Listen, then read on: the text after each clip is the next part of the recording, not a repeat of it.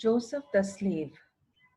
Joseph, after being sold by his brothers to these Midianite merchants, he was taken by those merchants to another country, and he ended up going to Egypt, where he was sold as a slave.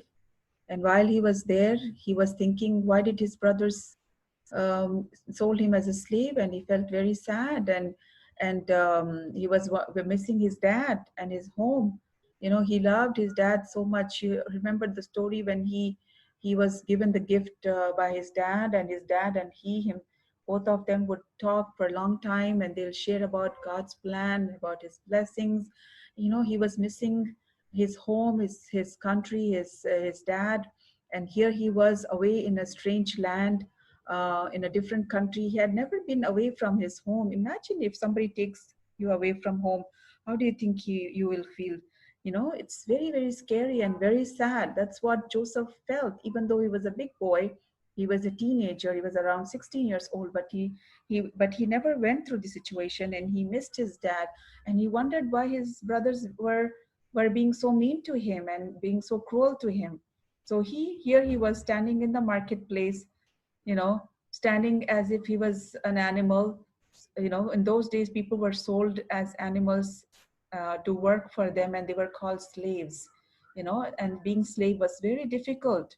You can't go back to your family. You have to be there in someone else's house, working day and night, and you won't even get paid sometimes, and you are never allowed to go back home. That is so sad, right? And then he was standing, and then people passed by looking at him, wanting to buy him, so that they can take him to their home, to make him work in their home. Many people were looking at him, but there comes a rich officer. You know, this officer worked in Pharaoh's palace. He was an important man in the city, and he was willing to pay as much as money that they wanted, the merchants wanted, because Joseph looked very healthy and strong. He was a Hebrew healthy strong boy, and that means he will be sold for a good price. So Potiphar stood there and checked on with the merchants, and he finally bought Joseph, and he took him to his home, um, making he made him his slave. So now Joseph was in Potiphar's house, and instead of sulking and being sad and, you know, being upset about the whole situation, Joseph decided that he will do his best in everything that he can, because he knew that God was with him. Wherever he was, God was always with him, and he was watching over him. So instead of being upset and sulking and being negative, he decided that he will do his best in everything that he can. So he did his best in all the jobs or everything that Potiphar asked him to do, and he did his best. So seeing his cheerful attitude and hard work and being honest, Potiphar was very pleased with Joseph. And he said to Joseph, Joseph, you've been very good. You've been very hardworking. You have been very honest. So I would like you to make in charge of my whole household. So you are in charge of all the other servants that I have. You know, the Potiphar had a cook, he must have had a gardener, a person to clean his clothes and shoes. You know, there would be many helpers in a very big, when you in a rich man's house. So he said that you will become in charge, like a manager of the house. Okay, so you will be in charge of everything. You will be the second in command in my house. When I'm not around, you are in charge of my house. So you're promoted. So after hearing that, Joseph was happy.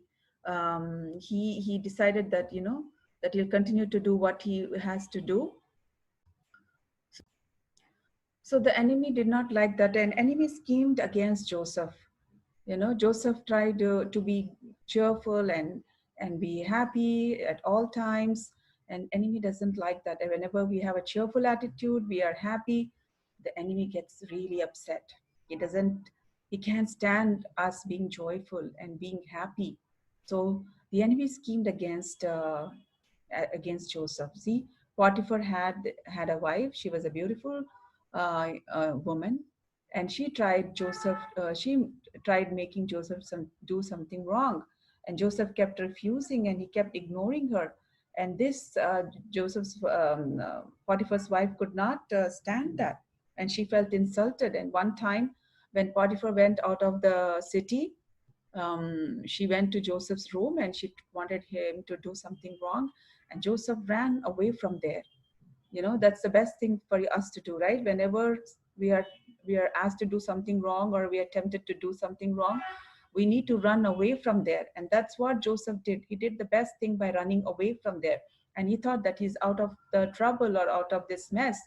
But no, when Potiphar came in the evening, he came back in the evening, and Potiphar's wife, she made a big fuss. She was crying, she was screaming, and she was blaming Joseph for nothing, for no reason. She started to blame Joseph because she felt insulted and rejected by Joseph. So she decided that she will put Joseph in trouble.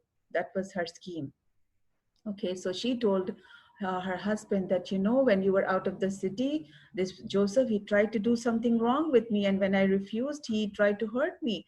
And then when Potiphar, he heard the whole story, all the false story, he believed her. And he refused to even listen to Joseph. He even refused to let Joseph explain. And he dragged Joseph out of the house and he took him to the jail and he threw him in the jail. And he said that I'm not going to take you back into my house and you're here forever. So Joseph ended up in the prison now. You know what's a prison, right? It's a jail. See, for not doing anything wrong, poor Joseph, he was he was thrown into the prison. So that was what happened to Joseph. We will continue the story in the next session. Okay? All right then.